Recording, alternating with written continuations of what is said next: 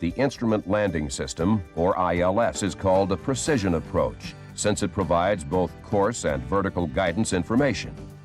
Because it's so accurate, you can usually descend to a lower minimum altitude than with other approach procedures. Lateral guidance is provided by the localizer, which radiates a navigational signal along the runway centerline. When the signal is projected in this manner, it is called a front course localizer. Just like a VOR, you should identify the localizer by listening to its Morse code identification, which consists of 3 letters preceded by an I. This is especially important when 2 or more localizers are operating in close proximity to each other. For example, the localizer for the ILS runway 27 left approach at Miami International can be identified by IMIA.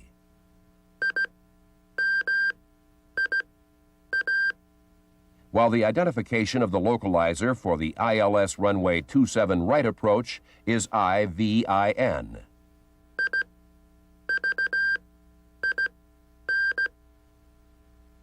Inside the cabin, course guidance is provided by the course deviation indicator on your VOR equipment. When you are flying inbound along the front course, the CDI tells you if you're drifting left or right of the runway center line in much the same way as when flying along an airway. However, with an ILS, the instrument is much more sensitive. On a typical ILS, full-scale deflection occurs at 2.5 degrees rather than the normal 10 degrees with VOR.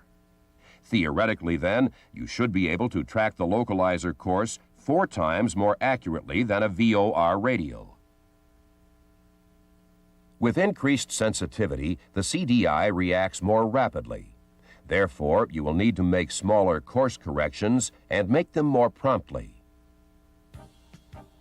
A unique characteristic of the localizer signal is that it provides only one magnetic course to the runway. This means that no matter where you set the OBS, the needle senses your position only in reference to the specific localizer course. In actual practice, it's a good idea to set the published ILS course on the azimuth ring as a reminder of the proper course and to help with heading corrections. The localizer also transmits a signal in the opposite direction, which is called the back course. Navigating on this segment requires special considerations. The only time you are authorized to navigate along a back course is when an approved instrument approach procedure exists and you have a clearance to fly the procedure. When you fly inbound on the back course, you experience reverse needle sensing on the indicator.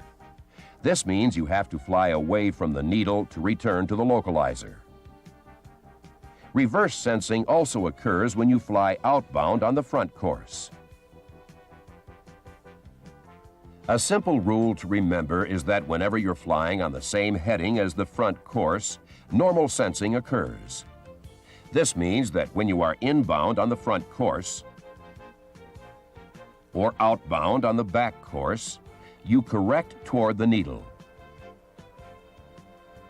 When you fly a heading opposite to the front course, you must correct away from the needle. This occurs when you are inbound on the back course or outbound on the front course. Some localizer indicators are able to compensate and give you normal sensing during back course approaches. During an ILS approach, vertical guidance is provided by the glide slope. This signal allows you to navigate along a glide path to the runway. The glide slope transmitter and antenna are usually located to the side of the instrument runway centerline and 750 to 1,250 feet down the runway from the approach threshold. Normally, this signal is only directed to the front course, and since it is offset from the runway, it may not provide guidance all the way to touchdown. The transmitter operates on a UHF frequency, which is paired to the associated VHF frequency. When you select the localizer, you automatically select the associated glide slope. The center line of the glide slope is usually adjusted to an angle of 3 degrees above horizontal. However, this angle may vary slightly due to local conditions. False signals can also be generated at high angles. This usually isn't a problem if you intercept the glide slope at or near the altitude and position prescribed on the approach chart. On the ILS indicator, the glide slope is displayed by a horizontal needle. It operates similar to the CDI in that it shows your position with respect to the correct glide path. If the needle moves up, you are below the proper glide slope. If it moves down, you are above the glide slope. Fly toward the needle to return to the proper glide slope. The combination of the localizer and glide slope allows you to visualize your position along the final approach path. For example, this is the indication when you drift left and above course. To return to the proper approach path, you need to turn right and descend. An ILS also includes 2 or more marker beacons to provide you with range information along the final approach segment. The outer marker is placed between 4 and 7 nautical miles from the runway. Generally, the outer marker is placed at or near the point where you intercept the glide slope. The exact location is identified on the specific approach chart. A receiver in the airplane provides both an audible and visual cue when you pass over a beacon. The outer marker is identified by a flashing blue light and a continuous series of dashes. The middle marker is usually placed 3,500 feet from the landing threshold and intersects the glide slope at approximately 200 feet above the touchdown zone elevation. The middle marker is identified by a flashing amber light and alternating dots and dashes. Some approaches incorporate an inner marker that is identified by a white light and a series of dots. It allows certain qualified operators to fly an ILS approach to lower than normal minimums. Many ILS systems incorporate a compass locator that functions like an NDB to provide additional navigational information. Normally, it is co-located with the outer marker, although it might be placed at the middle marker as well. The compass locator may be used as a nav aid for the transition to the terminal environment or as an additional means of orientation during final approach.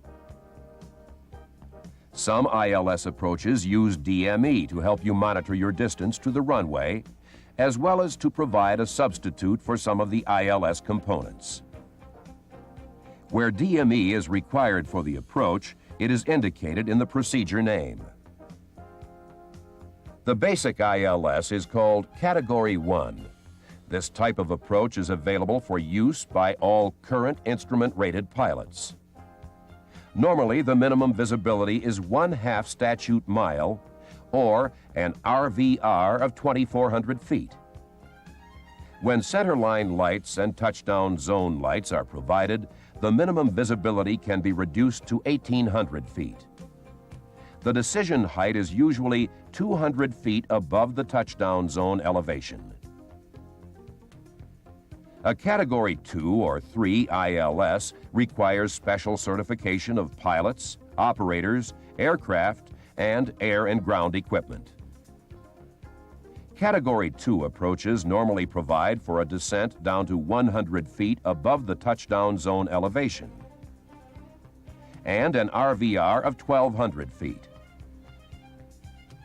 Category 3 approaches allow descents down to the runway. They are further divided into RVR categories, with the lowest requiring no RVR minimums. Because of the complexity and high cost of Category 3 equipment, this type of approach is used mainly by air carriers and the military. Now let's use your understanding of the ILS components to fly an actual approach. We'll use the ILS Runway 4 approach at Amarillo, Texas. Assume you are on the feeder route from Cider intersection and have been cleared for the approach. The procedure will be shown as if it were in a non-radar environment. The feeder route requires you to track the 093-degree bearing to the Pandy LOM. Since you've been cleared for the approach, you may begin the descent to 5,300 feet. During this segment, you tune and identify the ILS approach facility, set the final approach course, and test the marker beacons in the airplane. As you near Pandy, you have a number of ways to identify the LOM. For instance, the localizer needle begins to center, and the ADF bearing indicator starts to move away from the nose. As you pass over the station, the marker beacon light flashes, and you hear the identifier. Instead of intercepting the localizer inbound, you must turn right, track outbound on a course of 217 degrees, and fly the procedure turn. Since you must remain within 10 nautical miles of Pandy, you should begin the procedure turn as soon as practical. A 2-minute outbound leg is usually sufficient to establish the course before you start the turn. The minimum altitude for this segment is 5,300 feet MSL. Amarillo approach, Warrior 312 is Pandy outbound.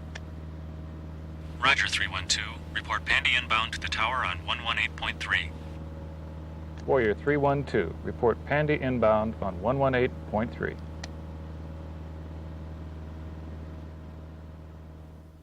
As you fly outbound, remember that you'll have reverse sensing on the CDI.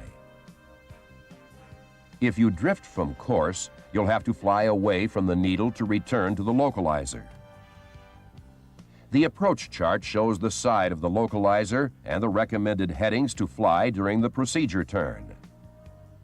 You can make the course reversal by flying to 172, then 352 degrees. As you complete the turn to a heading of 172 degrees, you should note the time, since the recommended length for this leg is 1 minute. When you have completed the initial part of the procedure turn, make a 180-degree right turn to 352 degrees. You can verify that you are approaching the inbound course when the CDI begins to center, and the ADF nears a relative bearing of 45 degrees to the Pandy LOM. Your minimum altitude from the procedure turn inbound is still 5,300 feet until you intercept the glide slope just before you reach Pandy. Your primary concern at this time is to stabilize your airspeed and altitude, and find the heading that maintains the localizer centerline. Intercepting the glide slope at the proper speed makes the descent more stable. This is also a good time to verify the decision altitude and height for the approach and the missed approach procedure. As you near the glide slope intercept point, the horizontal needle begins to move down towards center.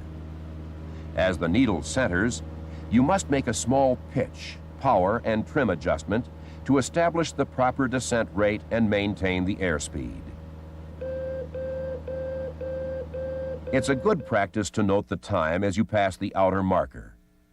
If the glide slope stops working, you can still continue with a non-precision localizer approach, since you'll have the timing needed to identify the missed approach point. This table provides timing information to the missed approach point, as well as the rate of descent for the approach. If you are stabilized on the glide slope, you can verify your ground speed by comparing your actual rate of descent with the table. For example, when established on the glide slope, you note that your VSI is indicating a 510 foot per minute descent rate. Since this indication is about halfway between the corresponding rates for 90 and 100 knots, you can estimate that your ground speed is approximately 95 knots.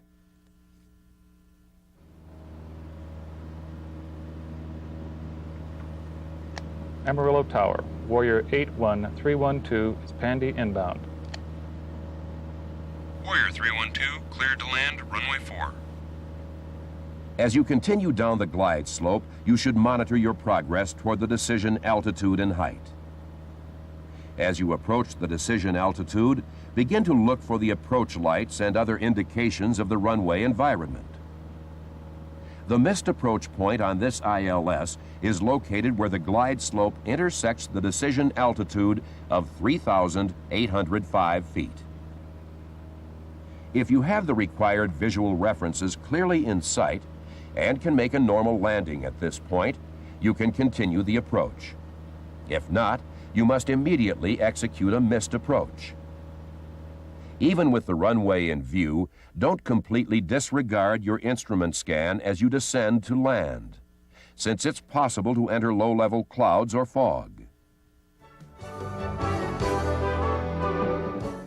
When compared to other types of instrument approaches, the ILS offers a better opportunity to complete your approach and landing in poor weather conditions.